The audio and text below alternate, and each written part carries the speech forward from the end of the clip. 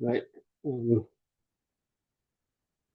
So new coordinate, you have the what is given as x is rho cosine phi, right? Y is rho sine phi, and c is a c, so that's nothing to do. And x sub I is so x sub I square. So the how you define that is partial x, basically sum over all the coordinates. Partial q1 qi square. Yes, the same thing is basically sum.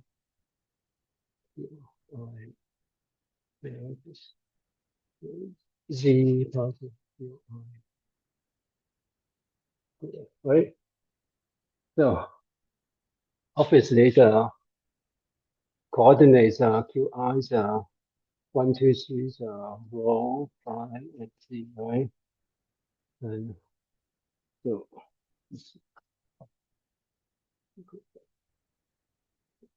hopefully recording. Okay, okay. Hopefully now you get all of them. I mean, so this is straightforward to evaluate that the straightforward differentiation, right?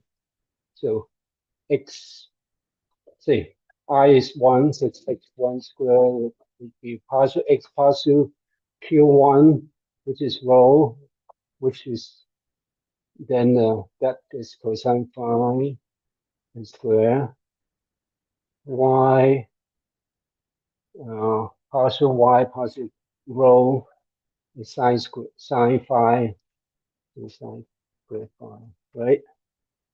And z doesn't depend on rho. Z is just z. So z is just z. There's no transformation of z. So z partial z partial rho is 0. So that is just them. Right? You got it? You know what I'm doing? Just plug in the relationship and take the differentiation and into the formula. You get this one. You got this one. Okay. Okay. X2 square is partial x partial phi. 2 is phi, right? Q sub 2 is phi. Partial phi. And so that becomes minus sine phi. And so this rho square is square phi.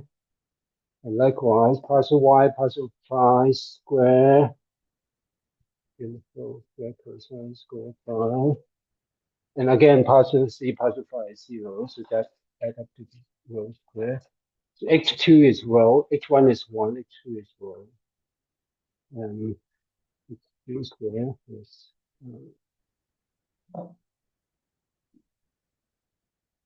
z. Q sub 3 is z. It doesn't depend on z, it doesn't depend on z. So these two are 0. Partial z is 1. So that's right. That's part A, right?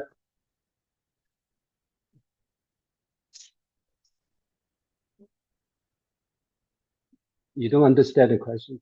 Now, do you understand now?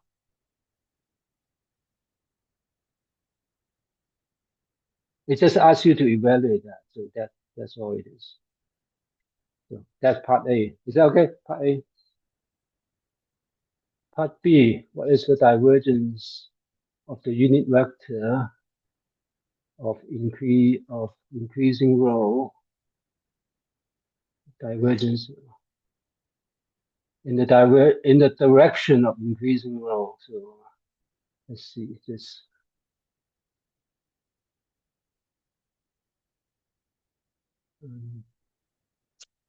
The question is a little bit confusing. It's just actually just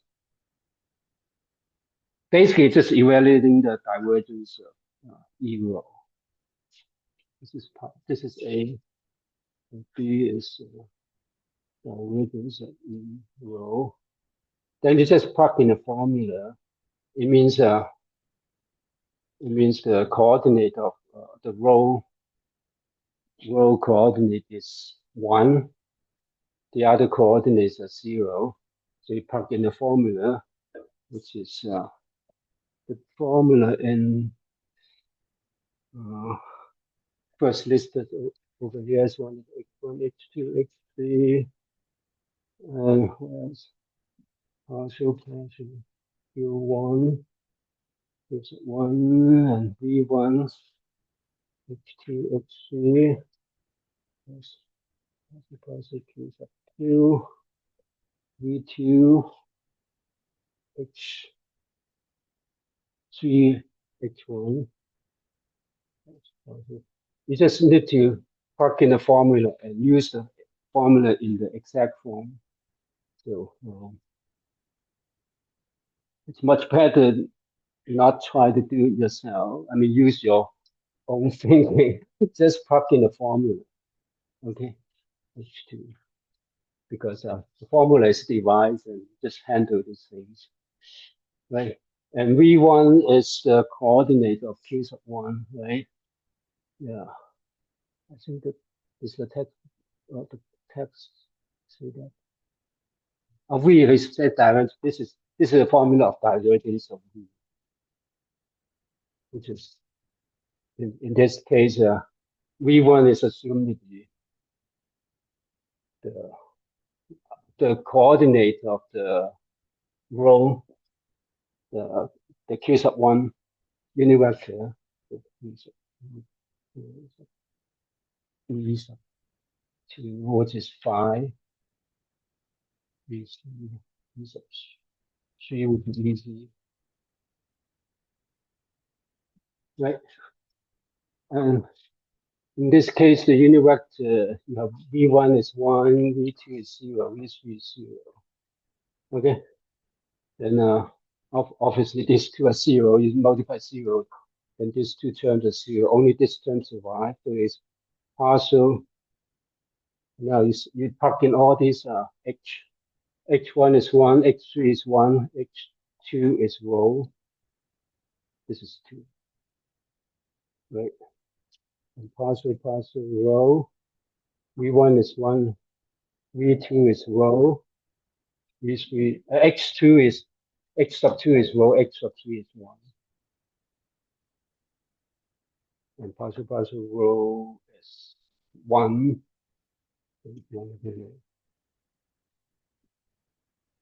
Okay, is that okay?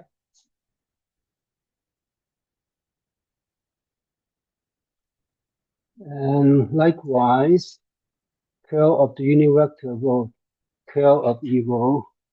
Now, so let's see, we got everything because not all of you is okay.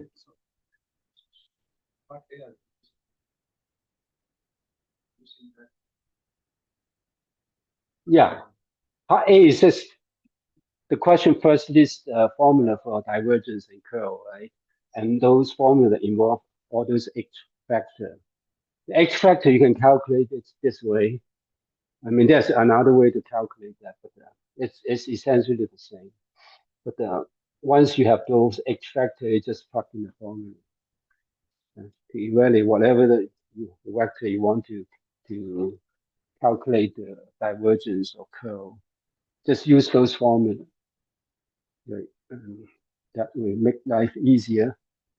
Okay, the next this part is the same.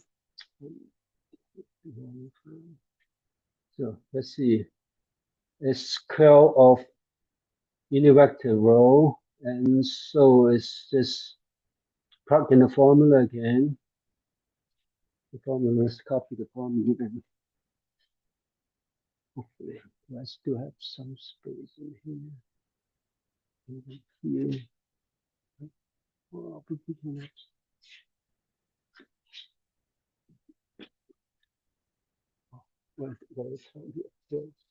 oh, I think the text would say B, the formula. This is copy. Okay, it's h1 over h1, h2, h3, and then the determinant h1, e1, h2, e2, h2, e3, and then partial q1, q2, partial q3. And finally, is h1, b1, b2, b2. Okay, this is the formula. Let's see, catch that in the video. Okay, and now this the same. Now is you plug in the formula. I mean, plug in the evo as your b, right? Again, it means b sub 1 is 1, b sub 2 and 3 is 0, right? So it's, again, this product is this row, and the last row is just h sub 1, which is 1, and these two are 0. And your positive row, your positive 5, and this is 1, so it's e row. This is row, and this is 1. It's easy, which is this, right? No,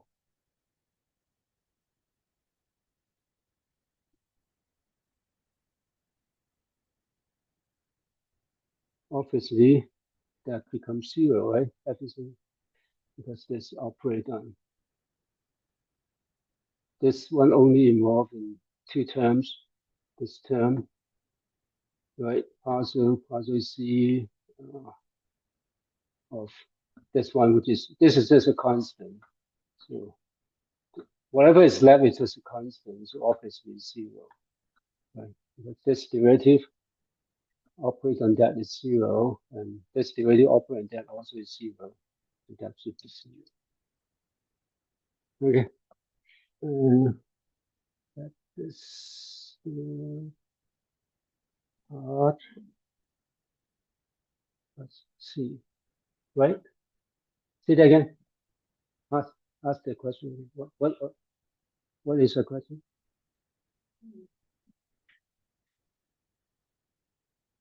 Yeah, because you just plug in your formula. B sub 1 is 1, B sub 2 and B sub 3 is 0, because this one, E sub row, this vector only has the row component, which is the coordinate, the whatever, yeah, the coordinate, you can say that. It's the coefficient is just 1, right? The other two components are 0, where you don't have the phi component, don't have the z component, only have the row component, which is 1. It's going to here, because x sub 1 is also 1, right? X sub 1 is 1. So this becomes 1, and 1 is a constant, so you take the derivative of obviously 0. Is that okay? Right. So these two parts are basically just whatever vector you write in the new coordinate system, the cylindrical coordinate in terms of rho, phi, and z. You just plug in the formula to calculate divergence and curl. It's again it's much better you just plug in the formula rather than using other way to evaluate that. Because that's easy to make error if you are not using the formula exactly. Is that okay? So about the divergence of coordinate vector R. Okay, again using this one. So now this is divergence of R.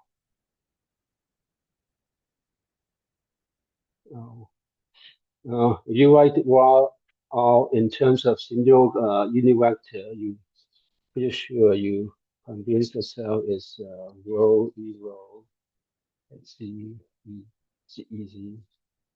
There's no phi component for the R vector. Okay, so you do you see that? So the way the position vector R just depends on just has a rho and Z component. There's no phi component, right? You can convince yourself by drawing a coordinate system, right? Just R vector is just this R, right? Right. By the projection this is Z. EZ is just the Cartesian Z unit vector, doesn't matter. The projection on the XY plane, right?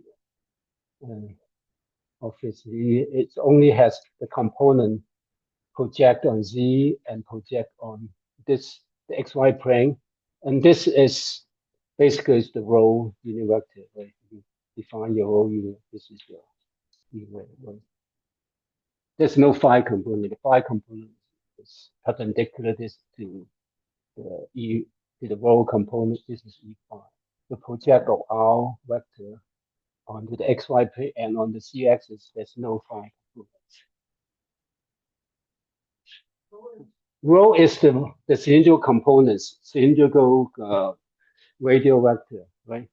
And R is the you can define a spherical coordinate. R is just the radial component is spherical coordinate.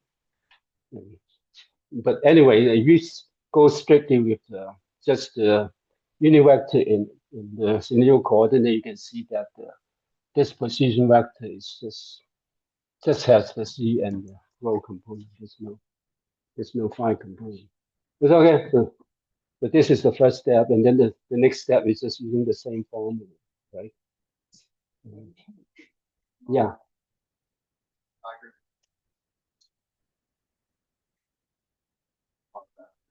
Why do we keep this as Why don't you do what? Think of it as like a right triangle.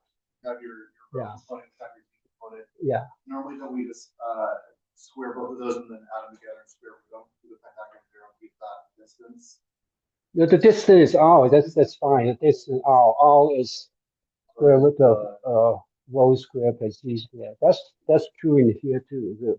This unit vector, this vector has the magnitude of rho square plus Z square and square root, which is just R. Okay, no problem here. All right.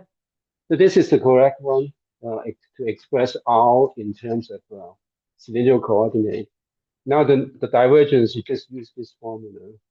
Again, the rho, and now you have V sub 1 is rho, and V sub 2 is 0, V sub 3 is Z. Okay, so it's partial rho. It's rho, and x2 is also rho. X3 is 1. It's rho squared. And then Z. V3 is Z. H1 is 1, H2 is rho, is Z. Up to 2 minutes square. Okay. And just evaluate that give it 2 rho. And divided by rho, you get just 2 in here. And partial Z of this one is just give you rho, and you divide it by rho. This give you 1, this give you 2. So altogether is 3. Which is, you can see that, right? Because if you calculate that using Cartesian coordinate, you will see 3 right away. R is just x in R is just x ex plus y e right? You take a direction, obviously you see that is 3, right? Because this is x component divided partial derivative of x component with respect to x plus partial derivative of y component with respect to y plus partial z component with respect to z. Add them up, you get 3. right? So, and using cylindrical coordinate, you get 3 also, right? Okay, so far. Now, part E may be the most complicated, part of the E. Let's see. Okay, but up to here, okay, you got all part because I need space to work on this part E. Okay, so get rid of all these. Maybe except this one. So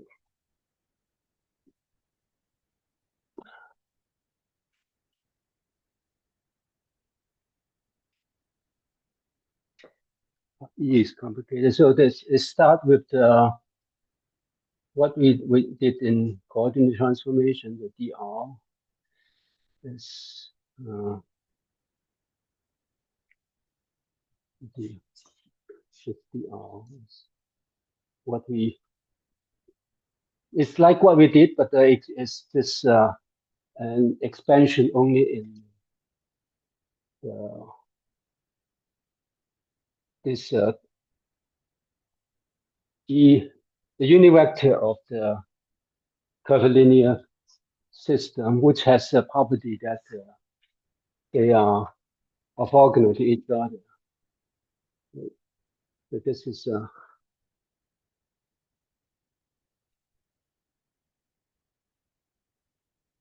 to compare with what we did before. This h sub I times e sub I is what we call epsilon I, epsilon sub I. So remember,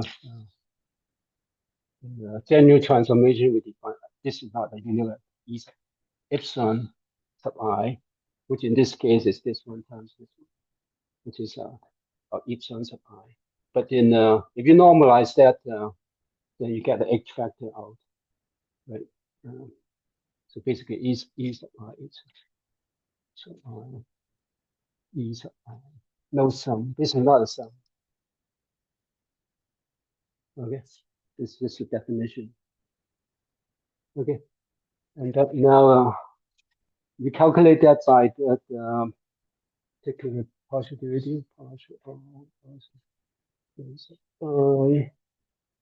and then dp, which is just like a chain rule, and obviously this is sum. Right?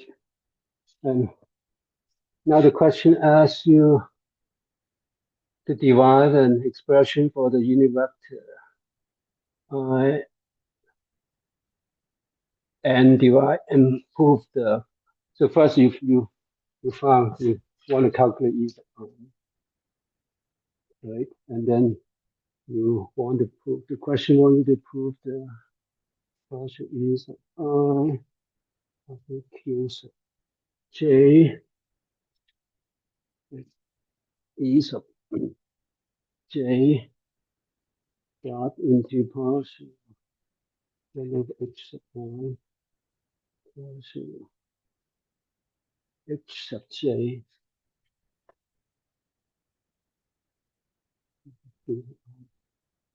One is to show that first is this e sub I, right? Obviously, by comparing this with that, you know that h sub I, by just using this equation, h sub I, e sub I is partial all partial q sub I, right? And that or you can put it in the other way. Right. So you can that's straightforward. You call it derivation. So now to show this, that this is the answer to the first part, how you the formula for e sub I. Now you do a derivative of that, right? And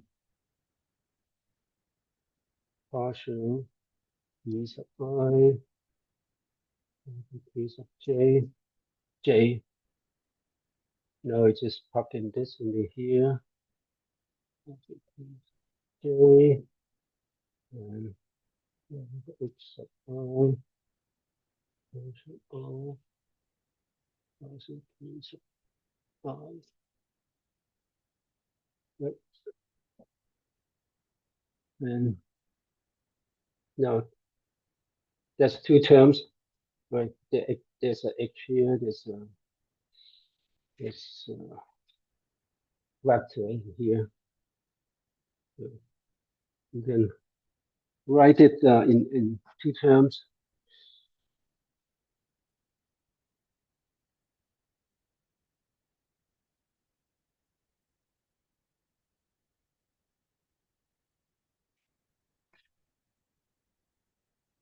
So, I mean, this is general, so you don't know actually what the h are. So this is just divide the general formula. This is j. This is j. And then plus h sub I cancel square of q sub j I, right? And then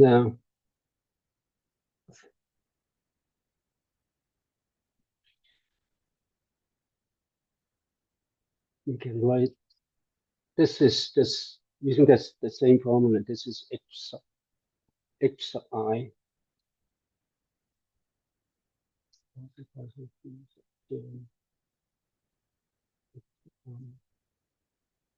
this is e sub I. So this is in the e sub I direction this time. Right. And then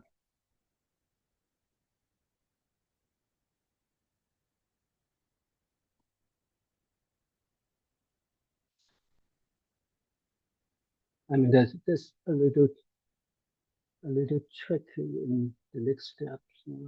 Excuse me. And because you want to get the e sub j out, so we try to reverse this order. So, q sub I, and that becomes part of q sub j. Right. And now you apply this formula again. So this term is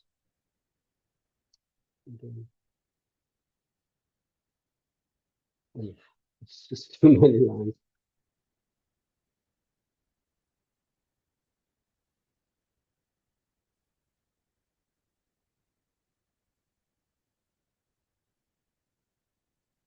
Now using this formula, that is h sub j and e sub j. Right? Just use the formula except you change I to j. Right? Just this one, change I to j. Okay. And now you apply the same trick. You have two terms, right? And now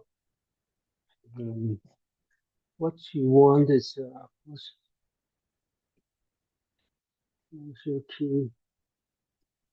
So if you want to write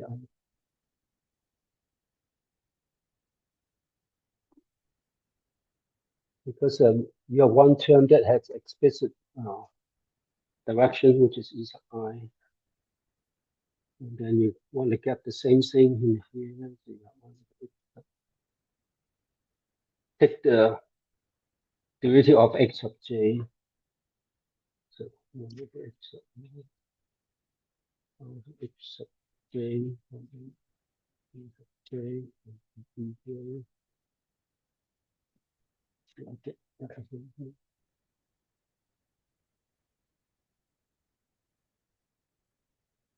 Yeah.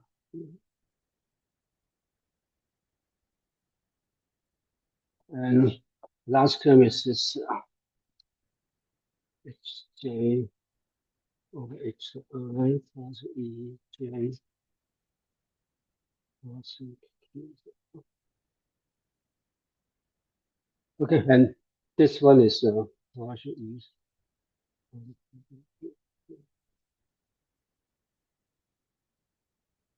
So that is the this is the form. This one equals this, the sum of these three terms, right? And then there's some similarity. So there's a partial q e sub I, partial qj, and there's a partial e sub j, partial qi. So that is similar. If you just combine this one and this looks like what you try to have your partial h sub j, partial q sub. This is I. This is this is this one. So you have this one and this one, right? You have e sub j, h sub I, partial h sub j. So this one is just these two terms. So we can combine these two terms first. This two terms. E sub I, partial q sub j minus then h I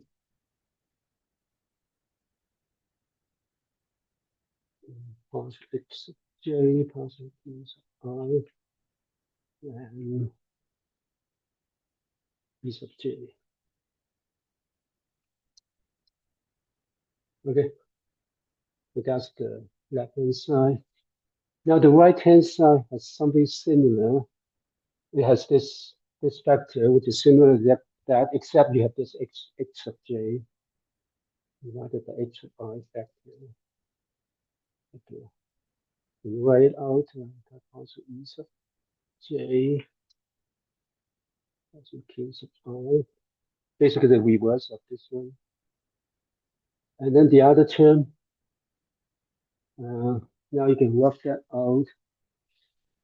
And because this is, you can write it out like partial. This is minus 1 over h sub I square and partial h sub I. Look at it. This is I got all this. When I copy it, it's all.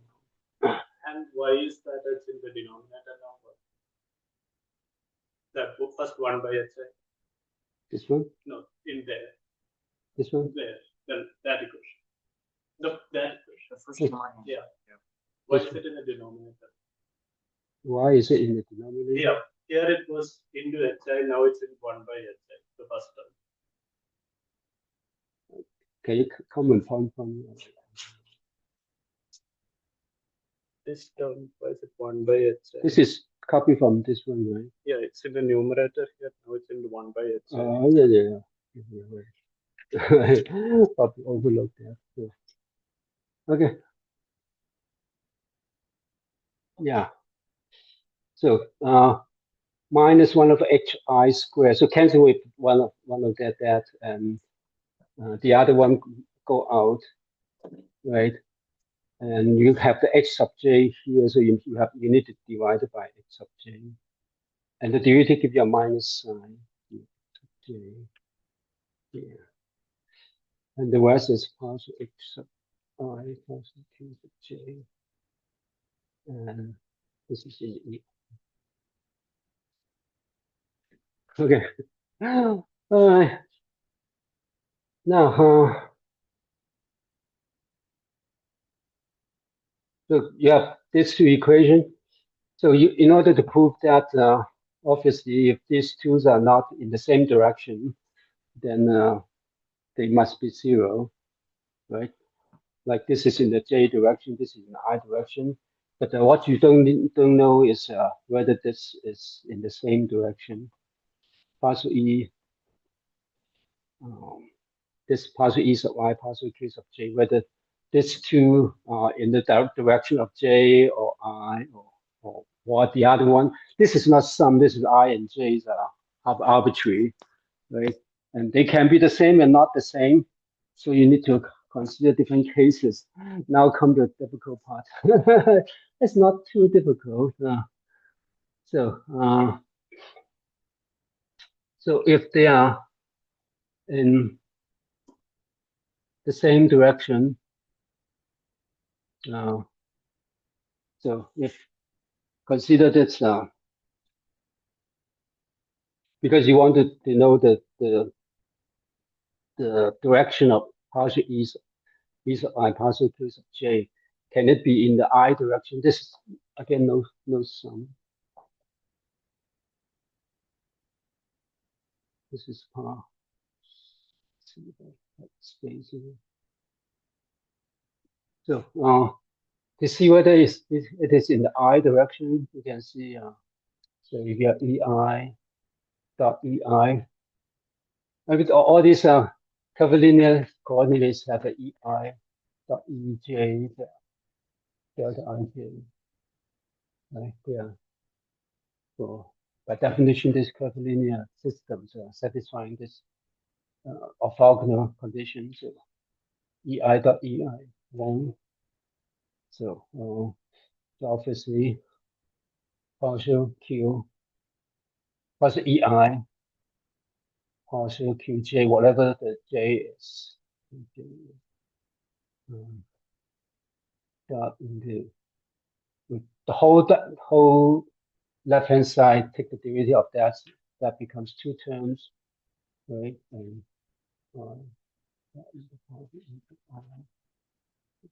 J on the right hand side is 0, which means partial E sub I partial Q sub J has no I component, right? Has no I, right? And that that obviously including the I equals to J, where I equals to or not, doesn't matter. Right? It has no I component, right? And what we will try to show that it has no K component. If I is not equal to J, then it has no K component. It's only have the J component because that obviously doesn't apply to I equals J. If I equals J, then where the J component is the I component, so it doesn't have that J component also. But if I is not equal to J, then this derivative will have a J component, but not the K component if I not equal to J. So if I not equal to J, and not equal to K also. And so basically all three are different. If they are all three are different, like we try to show that say each E A dot into partial E I partial Q J that's 0. So basically to show that this one only have the J component. And likewise, this one only have the I component. And so the left hand side is in the J component, right hand side is in the K and the I component. So that in order these two are the same, this must be 0. But to show that, so the critical part is to show that for I not equal to J, not equal to K, all three are different, then this object is 0. Okay, it all comes down to this. And to show that we are using this our crystal file symbol. So this I, what we define in the textbook, the crystal file symbol for the first kind, IKJ, is by definition is epsilon k dot, this is not a universal partial, epsilon I and j. And we already showed that they are, these twos are symmetric. We can interchange I and j, partial q, qj. Oh, in our case, we keep that counterweight index explicit by going back to the tensor and analysis, right? But if you go to this curvilinear system, then this is equals to, just substitute this relationship. This is hk ek univector dot into partial hi ui and partial q j, right? And now the Christoffel symbol for curvilinear system, if I not equals to j not equals to k, is 0. And we show that, right? We already, I think we mentioned that in the when we talk about this the Christoffel symbol, the formula that we can see that right away. Go back to chapter 4.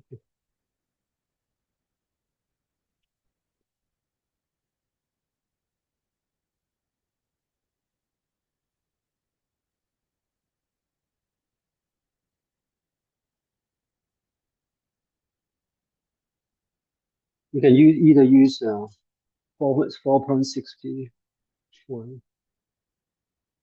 4.61, or 63. This is the same, the IJK. Different by this G I K. That's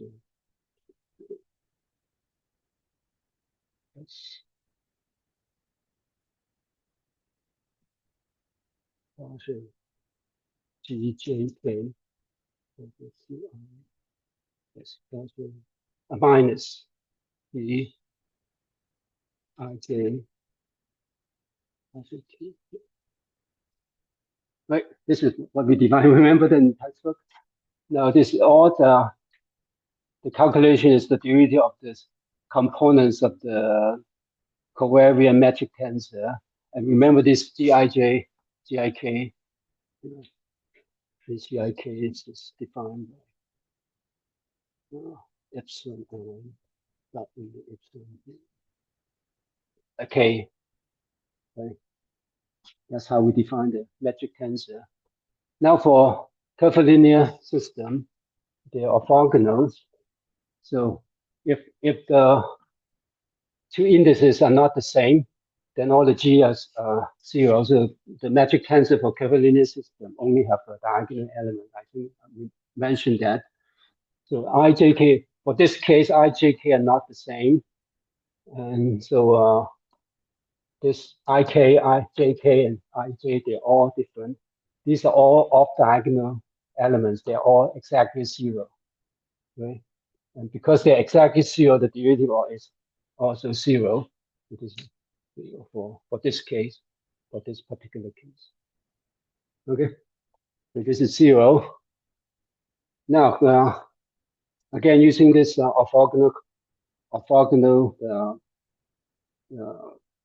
quantity, we see that this derivative, if you just take a derivative of the h component, you have ek dot into ei, which is 0.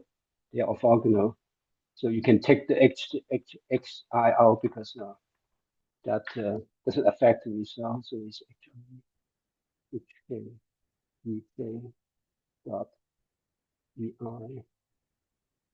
partial ei partial qj. That is 0. That's given by that. So this derivative doesn't have the k component. Okay. So we always show that it doesn't have the I component. Now we show that this doesn't have the K component. So this must proportional to, this term must proportional to, the left-hand side must be proportional to J component. because this proportional J component, this proportional J, this is in the J component. Likewise, this is the I component. This one only have the J I component, so this is proportional.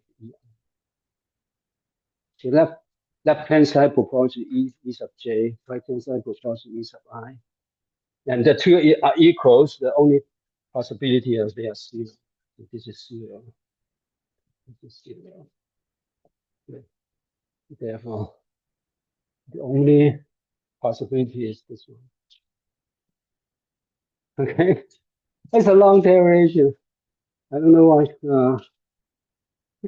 It could be a form of icon, except I forgot. So I just went through it like for you. It's complicated, but it's just assigned as a homework so that you at least has an experience to deal with this kind of thing. That's okay. So this part.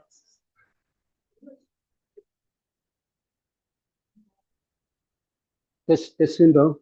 Why this is so? Why this is zero? Because these are the basis vector which is proportional to the unit vector for curvilinear system, and for curvilinear system they are orthogonal. These the three basis vector.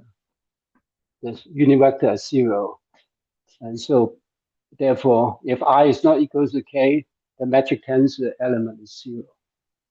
Okay, and this formula with if I not I, j, k are all different, then all these g will be zero, exactly zero. They're not zero at a particular point.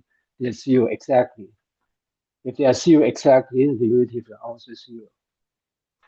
Okay, and that's the property of curvilinear system. You can say in a curvilinear system, the metric tensor are diagonal, and the Christoffel symbol will be zero if all three indices are zero, are all different. So it only non-zero if two indices are the same. Okay. Okay. That's the property of curvilinear system. All right. That's a long answer.